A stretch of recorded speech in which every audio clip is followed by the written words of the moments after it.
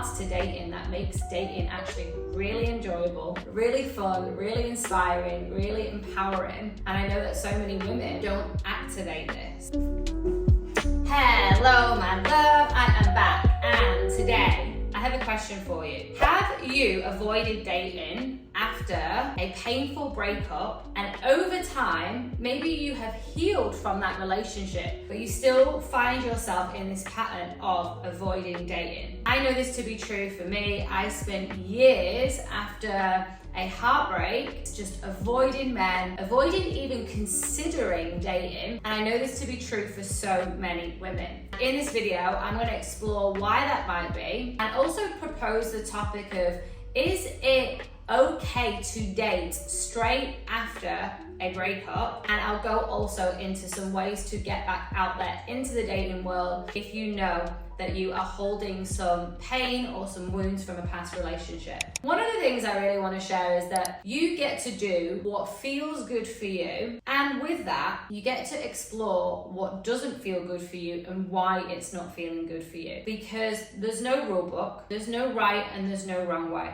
You can spend as much time as you want single, and if you break up with someone, you can head straight back out there into the dating world and also in a relationship. The most fundamental important thing is that you really fully understand where your choices are being driven from. And if you are avoiding dating and you realize it has been some time, yet there is a desire to meet a man, but you're not fulfilling that desire, then that's also something that you get to look at. I know what was really true for me is that I was avoiding dating, but I didn't really realize that I was doing it. Even though I desired to be in a relationship, I absolutely desired to heal from the wounds from my past relationship as well. I was avoiding both of those things for a really long time. And here's what I did. I distracted myself in work, made a really successful career. I got really, really busy there. I also just had this narrative of it will happen when it happens. But at the same time, I was experiencing so much loneliness. And of course, I was holding so much emotional baggage and heaviness and weight from my breakup that I wasn't truly fully meeting myself with. I share that with you because maybe you're in a similar position right now where you are moving through or have moved through some emotional debris from the past relationship that you experienced where there wasn't a happy ending. In fact, it could be an extremely painful ending. Rejection and abandonment and betrayal, which is mostly what I see women experiencing. Two of the biggest wounds I see is abandonment and betrayal. If you're in this space right now where you're still holding something from it and you're moving through life and you're trying to be strong and get through it, and you know that there are aspects of your life where you find yourself to be distracted in, this is the part where you get to be really curious of a lot of time and energy is going into other people's problems. But yet there's an avoidance over here to really looking at your wounds, or to equally head back out there in the dating world.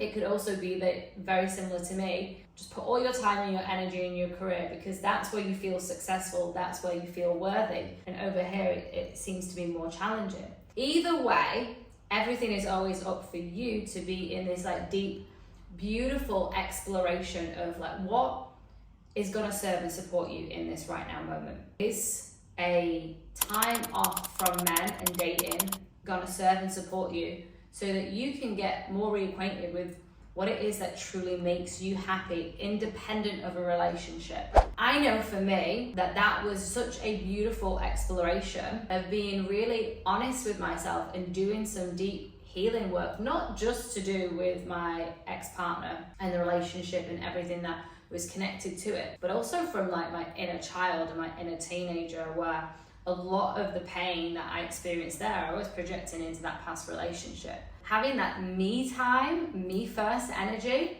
was just so beautiful. But it got to a point where it was feeling a little bit too comfortable, and I wasn't truly being able to access the yearning and the longing part of me that wanted to be in a relationship, and realizing that I was then, dare I say it, out of practice in the dating world. I wasn't in relation with men. I wasn't speaking to men all that much. I created awesome community of women, and my business is fundamentally, the foundation of it is feminine energy, right? I realized up until I started doing some co-ed workshops, I was like, wow, it's been a long time since I've actually been in relation and related to a man and really like heard a man and spoken to a man, shared with a man. I don't have that many best male friends or anything like that, and that's something that actually over the last 6 months I've really worked on, is like introducing more male friendships into my life. One of the biggest things, if you have a desire, and that desire is, as an example, you desire to have a relationship with a man that is based on healthy, secure attachment, that desire isn't being met with. So actively, each day or each week, you're not doing anything in the actual outside world where you're embodying the woman who's a yes to her desires. That's going to cause some disconnect between you and parts of yourself. 20-something inner child, the part of me that desires to be in relationship, part of me that desires to be independent, and the two can coexist, right? But if there is a yearning in a part of you that you are still not giving time and space for, then this is where there's going to be a lack of confidence within yourself. This is where there's going to be a lack of love for self. This is where there's going to be a inner critic that might be slightly louder. We're always trying to meet ourselves within our own safety and with our own survival. You aren't pursuing the things that you truly deeply desire, and if it's uncomfortable, because our desires aren't supposed to always feel comfortable, and relationships aren't always going to feel comfortable, and they can be extremely confronting and scary. But at the same time, if it's a yearning and if it's a desire for you to be in a relationship, then you owe it to yourself to put yourself in position to be actively nurturing that part of you that desires connection. One of the things that I think so many women lose sight of with dating can actually be a beautiful playground exploration, not just of you in relation with men, but you in relation to yourself. So there's an art to dating that makes dating actually really enjoyable, really fun, really inspiring, really empowering. And I know that so many women don't activate this because there's a fear of rejection, there's a fear of not good enoughness, or I'm going to be late, and there's so much emphasis on this person. And what he thinks of you, so it almost feels like sometimes like it's a little interview, but also like in exploring if he's right for you, like is he right on paper, having to have it perfect and make it tick and feel right.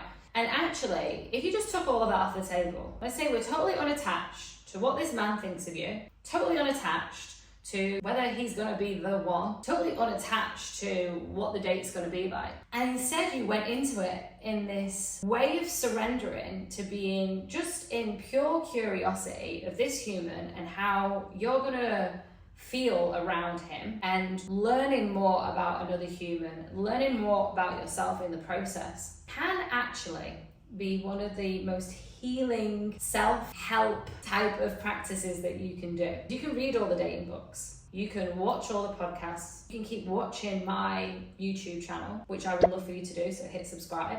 And still, the real healing and the real work is out there, going on a date, going on multiple dates, until you have built the confidence in knowing exactly what it is that you want. And you're embodying that in being the woman yourself.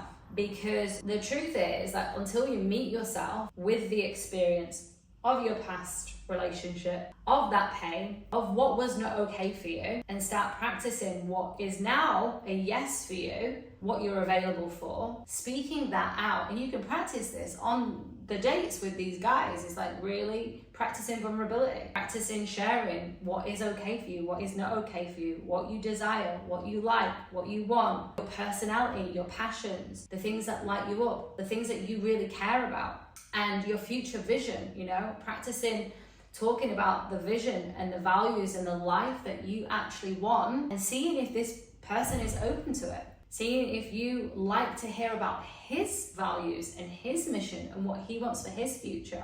And being okay if there is not an alignment as well. Being like, oh, this is amazing that I'm still getting to practice the thing I want for my actual person. I'm getting to practice it with this person right here, right now. I hope that this served and supported you in some way, my love. Please like and share this if it did. And also, if you have any questions, please pop something into the comments. I always get back to all of my comments. And of course, if you want more of these videos, hit subscribe.